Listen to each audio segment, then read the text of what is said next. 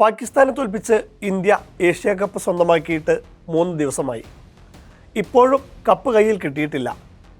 Asian cricket council പ്രസിഡന്റും Pakistan cricket board ചെയർമാനും അതിനേക്കാളുപരി പാക് ആഭ്യന്തരമന്ത്രി കൂടിയായ മൊഹ്സിൻ നഖ്വി കപ്പ് കട്ടെടുത്ത് മുങ്ങി. നഖ്വിയിൽ നിന്ന് ട്രോഫി സ്വീകരിക്കില്ലെന്ന ഉറച്ച നിലപാടെടുത്ത് ടീം ഇന്ത്യ കിരീടമില്ലാതെ തന്നെ വിജയാഘോഷവും നടത്തി. ഫൈനൽ കഴിഞ്ഞ് പിറ്റേന്നാണ് നഖ്വി ട്രോഫി ഇന്ത്യക്ക് തരണമെങ്കിൽ ഒരു ഉപാധി വെച്ചത്. ട്രോഫി തരാം, പക്ഷേ ഇന്ത്യ സ്വന്തം നിലയ്ക്ക് ഒരു ചടങ്ങ് സംഘടിപ്പിക്കണം. ഏത്?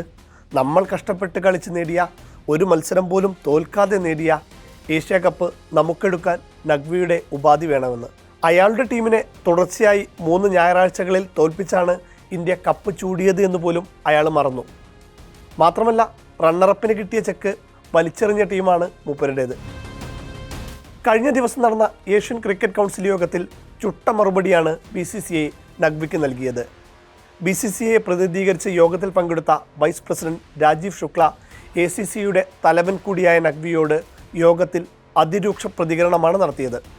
ഏഷ്യ കപ്പ് നഖ്വിയുടെ സ്വന്തമല്ലെന്നും ACCയുടെ സ്വത്താണെന്നും വ്യക്തമാക്കി.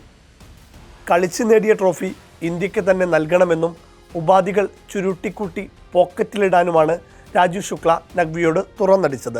ഏഷ്യൻ ക്രിക്കറ്റ് കൗൺസിൽ ഖേദം പ്രകടിപ്പിച്ചു. ട്രോഫി വിവാദങ്ങൾ ഒരിക്കലും സംഭവിക്കാൻ പാടില്ലായിരുന്നുവെന്നും ACC വ്യക്തമാക്കി.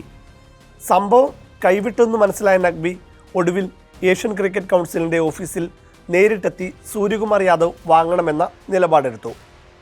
ACC ഓഫീസിലല്ല, അന്താരാഷ്ട്ര ക്രിക്കറ്റ് കൗൺസിലിൻ്റെ ഓഫീസിൽ വെക്കണമെന്ന് നമ്മളും കട്ടായം പറഞ്ഞു. ഇതൊരു നടപടിക്ക് പോകില്ലെന്നും ഇംപീച്ച്മെൻറ്റ് നടപടി നേരിടേണ്ടി വരുമെന്നും മനസ്സിലാക്കിയ നഖ്വി ട്രോഫി UAE ക്രിക്കറ്റ് ബോർഡിനെ ഏൽപ്പിച്ചു. ലാഹോറിലേക്ക് തന്നെ മുങ്ങി. അവിടെയും സമാധാനമില്ല. PCB അധ്യക്ഷ സ്ഥാനത്ത് നിന്ന് നഖ്വി രാജിവെക്കണമെന്ന ആവശ്യവുമായി വന്നത് മുൻ താരം ഷാഹിദ് അഫ്രീദി. ആഭ്യന്തരമന്ത്രിയായി സേവനമനുഷ്ഠിക്കുന്നതിനൊപ്പം ക്രിക്കറ്റ് അഡ്മിനിസ്ട്രേറ്ററുടെ ഉത്തരവാദിത്വവും ഒരുമിച്ച് കൊണ്ടുപോവുക പ്രായോഗികമല്ലെന്ന് പറയുന്നു അഫ്രീദി.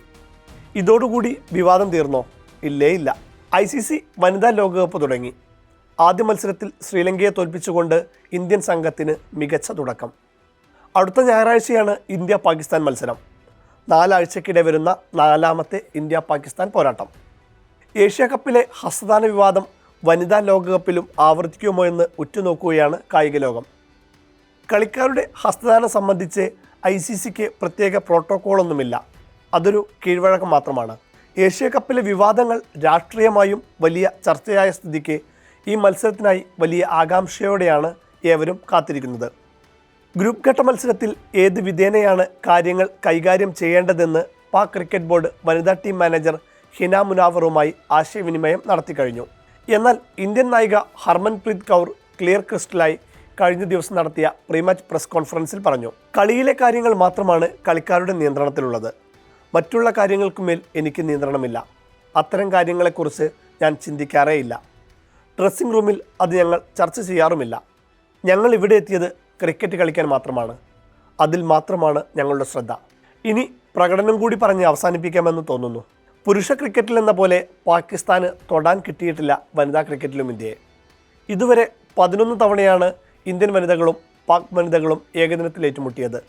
എല്ലാം ജയിച്ചത് നമ്മൾ തന്നെ. 16 T20യിൽ 13 ജയിച്ചു. അപ്പോൾ ഇനി കൊളംബോയിൽ കാണാം.